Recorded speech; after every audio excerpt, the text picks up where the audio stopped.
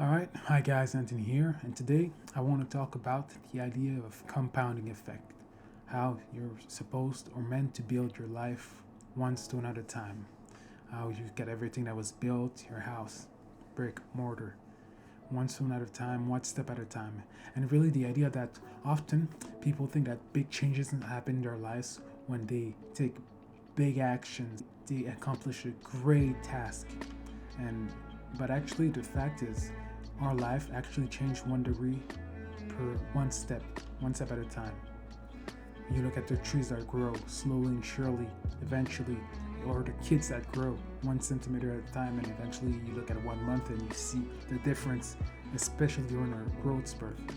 And this idea again that to understand that growth happens gradually, and big changes. People have accomplished big things behind the scenes. You might just see the action on the surface, what they've accomplished, but there's been a daily building of habits that have transformed them to the person that they are today. And I want to reference a little event, and I want to reference the book Atomic Habits, in which there is this event that happens that describes the idea of the compounding effect. If you took the idea of becoming 1% better each day at any metrics in any sphere of your life, you'd end up becoming 37% better at the end of the day. If you look at this graph where it looks at the improvement, and the reverse also includes if you were to become 1% worse each day, over time you'd become a fraction of what you are. So this idea that you need to focus and look at the 1% where you can improve slowly and surely, the little thing that we miss, that we go over because we tell ourselves, oh, what's the use of using this?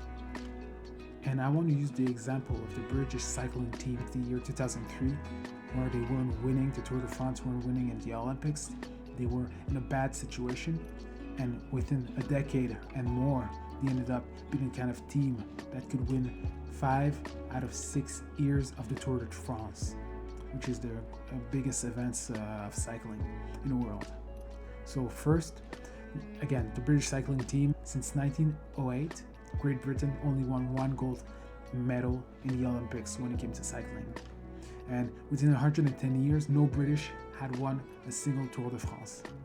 Even it was at the point where the top bike manufacturers, they refused in Europe, they refused to sell to the British team because they didn't want people to see, oh, look at this bad team using our bikes, and for their mark to take a hit.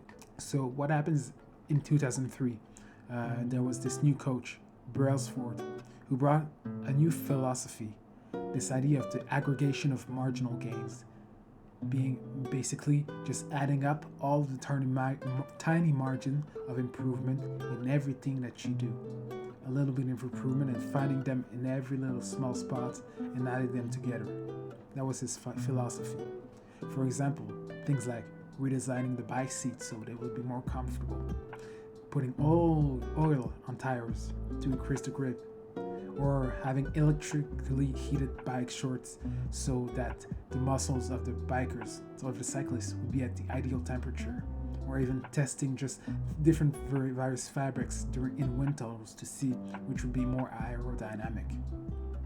And he even looked at some overlooked aspects that people wouldn't think about. Would say, okay, is that big of a difference? For example, he would check the different pillow and mattresses for the cyclists so that they could have the best quality of sleep, or even the massage gel that they would use for better muscle recovery. Better muscle recovery means more time for training. Or they would paint the inside of the truck where they would put the bikes. They would paint it white so that they could actually spot the spots of dust that would gather.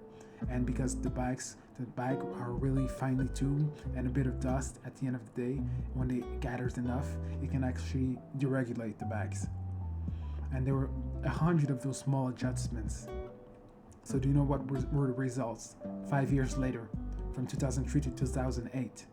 Well, the British, they actually dominated track and cycling events in the 2008 Olympics in Beijing, where when it came to cyclists events, they won 60% of the available gold medals. And then 4 years later, in 2012, in the London 2012 Olympics, the Brits set 9 Olympic records and 7 world records. when it comes to discipline like cycling. In 2012 too, Bradley Wiggins was the first British to actually win the Tour de France. And from 2013 to about 2019, in the next 6 years, what happened is interesting because the British actually won 5 out of the 6 Tour de France that happened in 2013, 2015, 2016, and 2017, including 2012. So that these were the gains that the biggest effect, this domination that they had in cycling, because it's small marginal gains that added up over time, over the years. It didn't happen in 1, 2, 3 years, but in 5 years, that's how long it took to actually start seeing these big improvement from being this abysmal team to actually being able to win gold medals.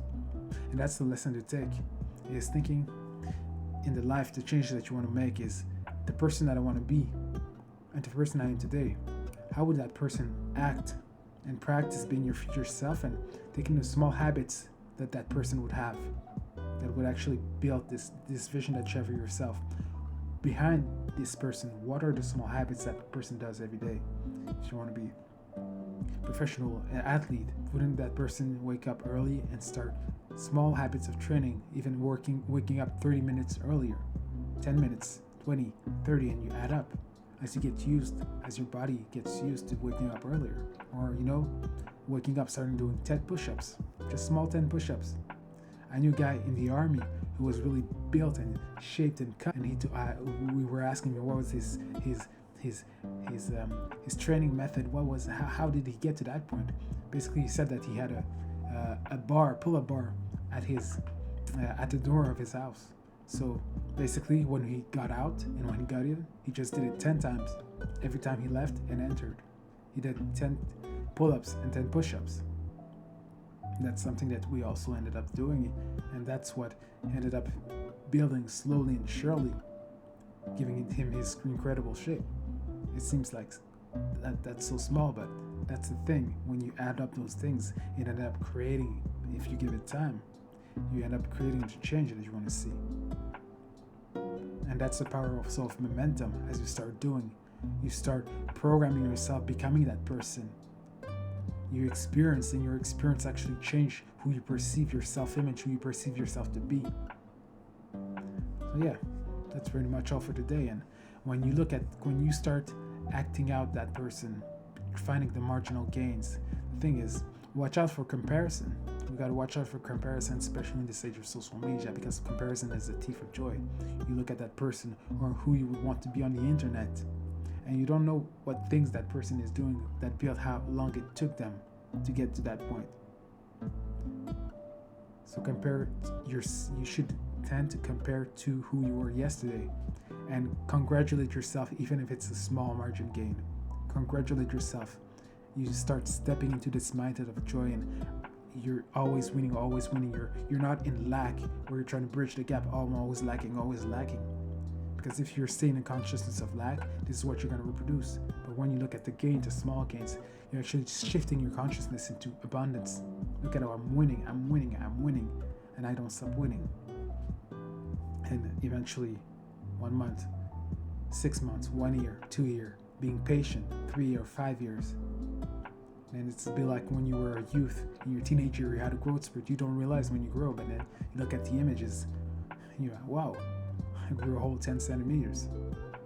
So that's pretty much all for today. Understanding the adding up of small gains and starting small.